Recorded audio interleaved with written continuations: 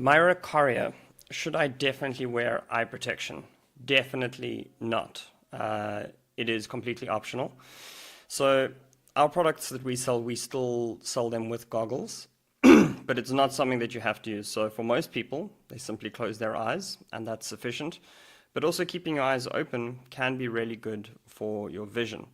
So obviously you don't want to stare directly at the LEDs, but if you're targeting somewhere like your chest, you could just keep your eyes open and allow the ambient light in. If you are someone who is light sensitive, then potentially you would still use the goggles.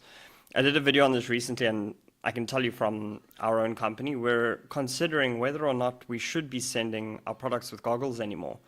In the beginning, everyone just sent goggles with red light therapy products because all forms of light therapy tended to include goggles, tanning salons, even blue light therapy. And the assumption was that you always needed to have goggles with any light therapy. As the years have gone by, the research now is showing that red and infrared light is so good for your eyes. And there's so many new protocols. Now people are taking torches, shining them directly into their eyes. So the idea of having to use goggles is slowly fading away, in my opinion. A lot of my customers don't use the goggles. They say they just keep it there if someone else needs it.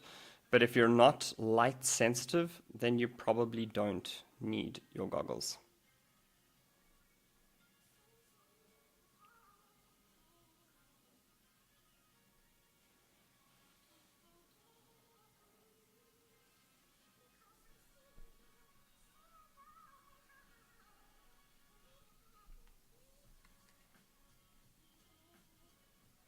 No problem at all. If anyone's just joined and you have any other questions, let's get the conversation going. We just discussed eye protection, whether or not you need it with red light therapy. Very interesting topic at the moment because things are changing.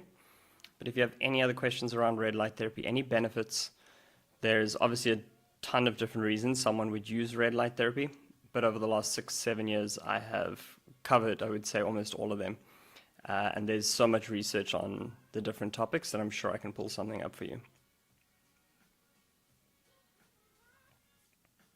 Interesting, actually, if you're considering getting a device, in the last live that I did, someone asked me how they can test their device at home. And one of the things I told them is if you want to check whether the device flickers or not. Flickering is a sign of a low quality red light therapy device.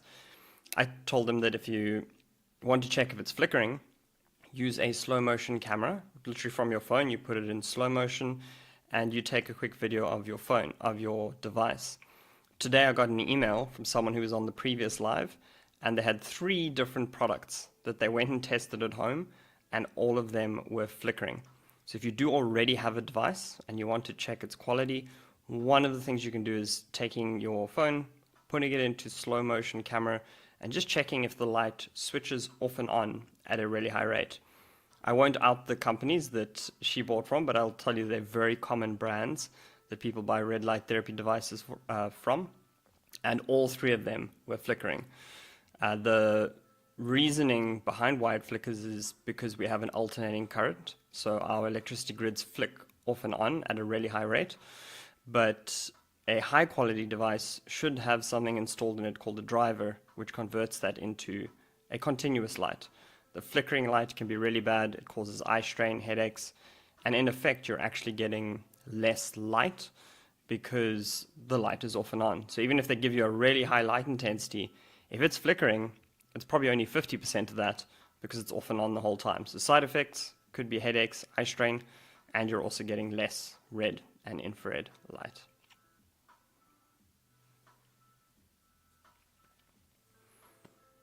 If you guys have any questions, drop them in the chat. I'm not going to stick around very long today. Today I'm just testing out the vertical format, so seeing how everything works here with the camera in this position, trying to speak to more people on cell phones, but potentially we'll swap back to the landscape one next time. But if you have any questions in the meantime, drop them in the chat. I'm more than happy to answer them for you.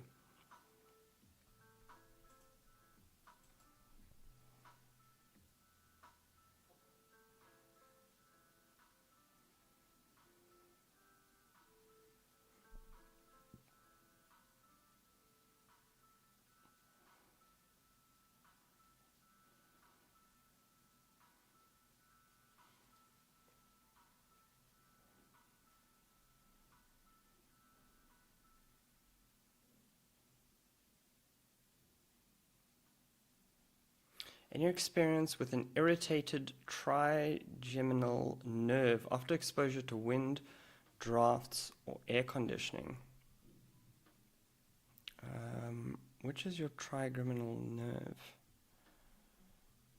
I'm wondering if this is similar to a condition that I have. Trigeminal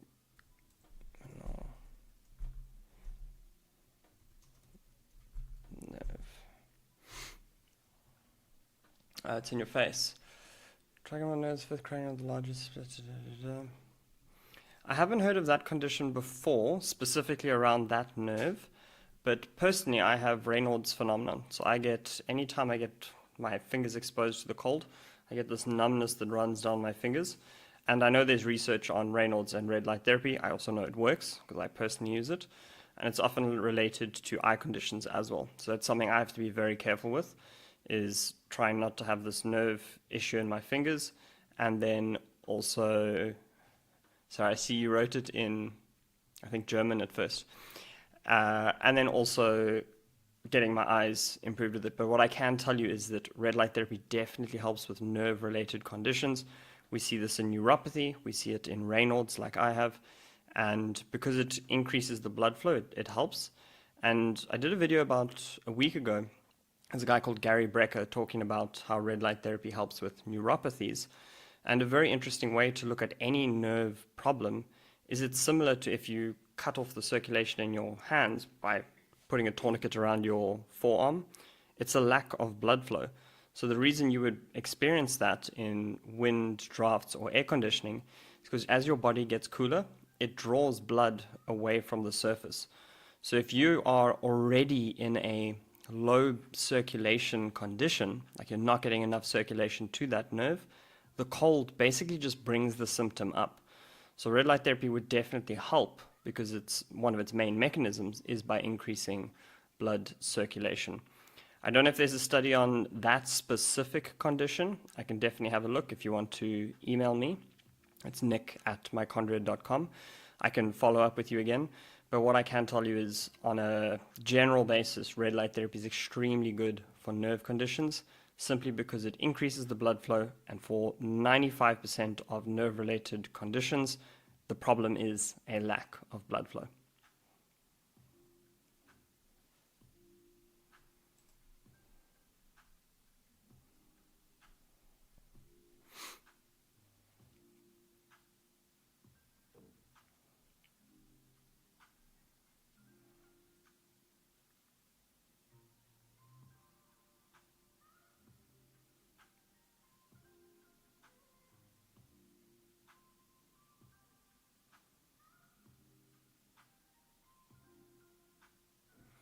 If you guys have any other questions, I'm going to stick around for another 5 minutes or so, unless we have a couple more questions coming in.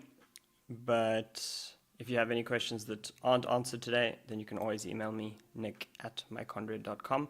If you're not watching this live, then make sure that you're subscribed so that you get notified when we do go live again.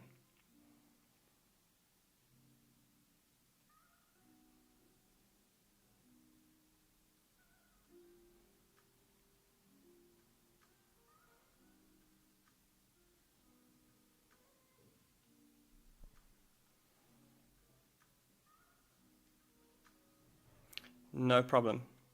Glad it helped. If you do have a device, definitely start using it more often in that area. You don't have to use it necessarily before the cold, but just in general, if you're improving the circulation in the area, you're going to be less likely to get those symptoms.